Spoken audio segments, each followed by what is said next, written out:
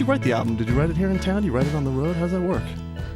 A lot of it was written during the 2 years and plus of touring. So whether that was on the road or, in between, like at home in the apartment or anywhere, but here and there.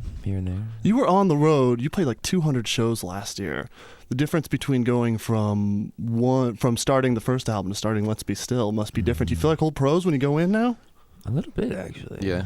Yeah, it's just yes. Yes, no, we well, are. it's, absolutely. It is totally different. Just in the sense that last time, once we finished recording and mastering and everything was done, like a week later, it was for sale. And this time, it's like you were like sitting on it for 4 months while all of the the gears of industry turn and all the promo copies go out to everyone. So. That's way different. Does anyone else have opinions that get in the way this time, or does the label leave you alone? Do they let you do what you want to do? I think they're really good about it. I mean, obviously they were curious and wanted to be involved as much as possible, but they understood if we were ever like, okay, so yes, you can listen to this now if you want, but just hear us out. I mean, this is like half of the vision. That's half of it's translated, and the other half is still floating around in our heads. So it's not going to do you much good to hear it yet. In fact, you'll probably lose sleep if you hear it right now. But we still let them hear it if they wanted to, and then we'd just be like, no, seriously, we got this. At what point does it turn a corner and you go, oh yeah, this is what we were looking for? Honestly, kind of like the last day of mixing. When we were writing the songs, I think, each song as it got written, there was a moment about that song. But then as you go through and record everything for the album, the more that you sit and listen to it, like all the things that stick out to you are all of the things that are wrong with it or that hasn't been fixed or mixed right just yet. So now, like, are there any of those things where you just have to live with it, where you're like, oh, I wish that would have been different? I think I got my way. I feel pretty good. I actually feel pretty good about it now. It was literally up until the last day of mixing where I was like still losing sleep, still pulling my hair out and thinking, oh my God, is this like, what did we do? And then all of a sudden, like the last day, like seriously, the smallest differences in a mix or the smallest differences of like, can we please just mute that tambourine? Please just mute the tambourine there. And then that happens and you're like, all right, I love the song now. It's great. Would it be, how do you say this? Would it be less fulfilling if you thought a week before it was done mixing that you're like, yeah, good enough? Do you think that waiting till or getting all the way down to being nitpicked to the last minute really helps? Ever imagine our band saying, good enough? I, as well as I think I can speak for everybody in this band, we're pretty meticulous, and we all have a really strong opinion on our own pieces that we're bringing to the table. And then that obviously gets more complicated when other people are bringing very opposite pieces of the puzzle. So we kind of all have just decided to stick it out through the entire process. Otherwise, lots of fights. But constructive. Like it turns out well in the end. Are the fights different on the road when you've been stuck with the same people for 3 months straight than they are when you're in the studio trying to work new stuff? You kind of just get like more like inside your head. I think everybody gets a little quieter on the road because you realize if you keep pushing the button on the road, you can't go anywhere. There's nowhere to go. You have to then deal with this in the van or in the bus or wherever it is in the hotel room. So I think we've learned to just, it's funny, like if I see somebody just like really quiet that day, you're like, okay, don't talk to Kenny today. Don't talk to Kenny right now. Is there Seattle gets you. It's been a really good relationship again with the local label, Sub Pop helping out, and you guys coming from here and actually playing your shows in Ballard and across Western Washington. Mm-hmm. Is there another place in America that gets you? If I'm going to book a vacation because I've had enough of this damn rain, where am I going to go that gets the head and the heart?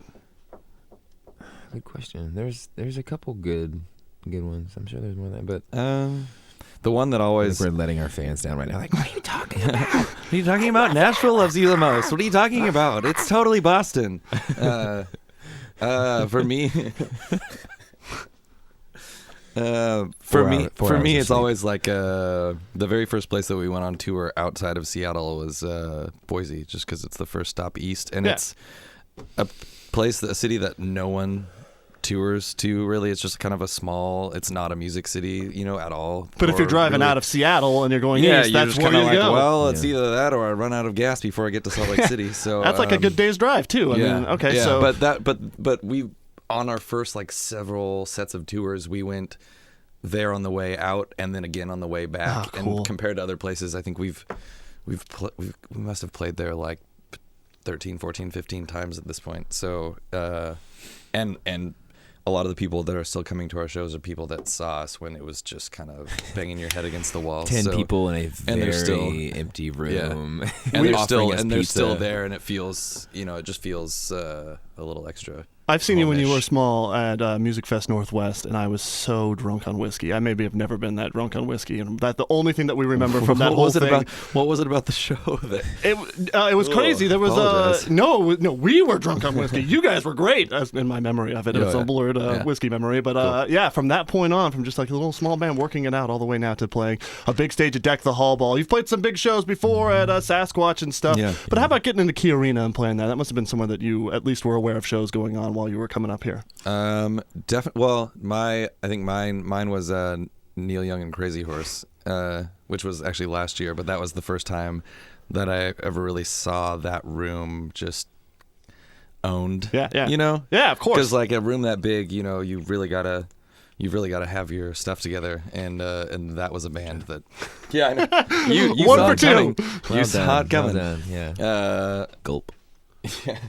But yeah, no. I think that's a room that, both when it's done right, is an incredible place to see a show. But it's also like a challenge that as a live band you've got to like rise to the occasion to fill up that space. So yeah, that's an intriguing, great place to play in that sense. Let's Be Still is on the shelves of the internet today, ready for people to pick up I can't believe and it download. actually is happening. Yeah, that's crazy. We've been talking about this for so long, so and now long.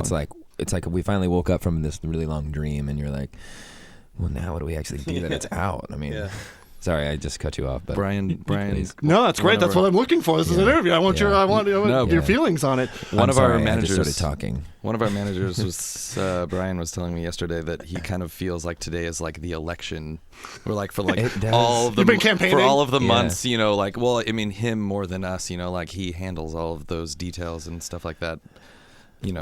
He's sending us emails at like 9 or 10 at night every day for the last couple months. So thanks, Brian. When he But, found out that other Seattle band Pearl Jam was releasing their album today, were you like, he Pearl was Jam? he was like, yeah, No it's big like, deal. well, great. Now I will have no social life for the next couple months. But yeah, and then all of a sudden it's today. It's like, well, and now it's just done and it's out there. And you're headed to do television later this week, right? yeah. Today. Today, on the road, straight to Letterman. Well, yeah, Yeah, we're New York. flying to New York today and doing it tomorrow. Oh my God, that's fantastic. Have you done Letterman before? I know you did Fallon earlier. Yes, We've done Letterman we've done one time before. Yeah, Did he He's- ask about the drums?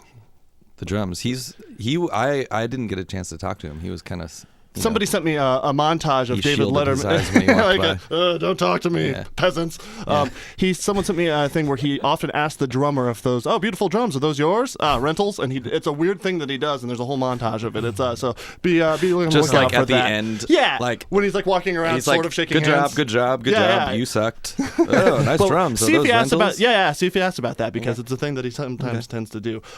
If you weren't in Head in the Heart, if you were still trying to find your way Oh, musically, I have this question. I have this what answer already. would you be doing? You can go first. I would be in a two-piece, like, just dirty rock band where nobody has to sing harmonies. There's no sound check. You just plug in and just play really loud all the time.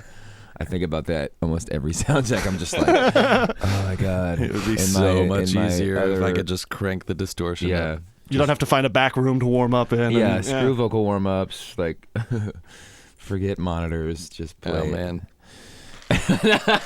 The demise happens now. No. I love this band, but, Oh, I would be like playing sad sap solo songs on a stage somewhere with two people watching. I can see it now, like yeah. like cigarette constantly lit, Yeah. somehow constantly Yeah. going, always going, like a glass of whiskey on the piano. You can hear like the glasses clinging in Yeah. the background, Yeah. like dishwasher running. There's like Yeah. the same sad four people. I'm still that come writing every week. I'm still writing like the same songs about the same girl. Like, oh, I miss you. Lots of heavy More whiskey, sighing. please. Just for a moment, let's be still.